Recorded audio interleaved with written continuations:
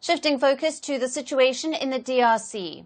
Congolese troops, along with allied foreign troops, continue to fight Rwanda-backed M23 rebels, who are advancing beyond Goma, the largest city captured in the mineral-rich east.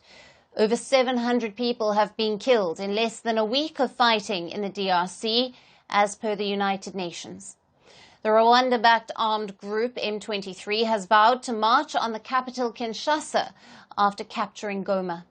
Now, DRC authorities have declared the city of Beni as the capital of North Kivu province after the fall of Goma. Meanwhile, M23 fighters have been moving south toward the city of Kavumu in neighbouring South Kivu. The city has a strategic military airfield and is where the Congolese army has laid down its defensive line, which is just 40 kilometres north of South Kivu capital, Bukavu.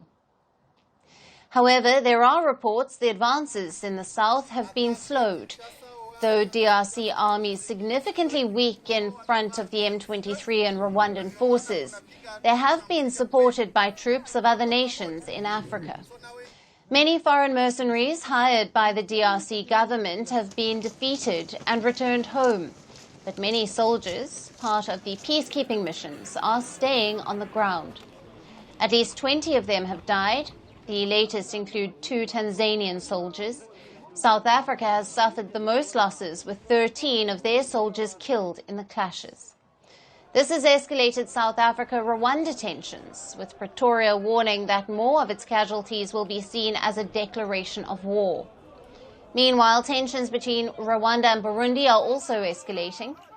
Rwanda has accused Burundian forces, who had been more engaged in fighting against the M23.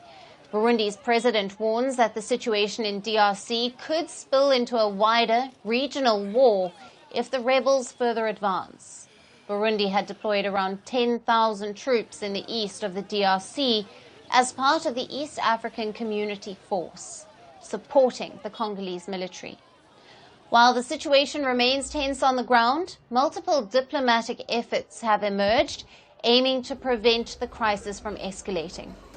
Members of the Southern African bloc have pledged unwavering support to the DRC after holding an emergency summit in Zimbabwe.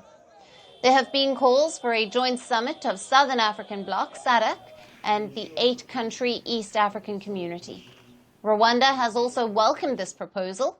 However, it continues to face international pressure to withdraw its support to the M23. The Rwanda-backed rebels had captured Goma in 2012 as well, before being defeated by the army. However, this time they are keen to show that they can also govern the city, in a stark contrast to the last time. The M23 has vowed to send displaced people back to where they came from. However, many are reluctant due to fears of rape and violence. My concern is peace, because if we return home to Nzolo, those who took our land are still there and continue to kill people and spread terror. We fled because they kill our people, and we will only return when there is peace and tranquility, not today. Yes, this really happened. Many among us have been raped. Rebel forces enter houses and rape mothers and daughters. If they find them together in the house, they rape them all together in their tent. They loot and rape women and girls. That's why we fled.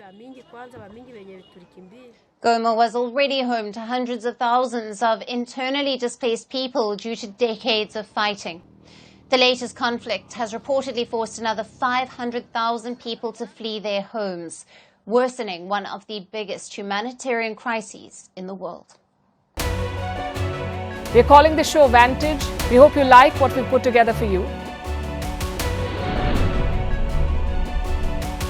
Touted as the minimum defense from that video.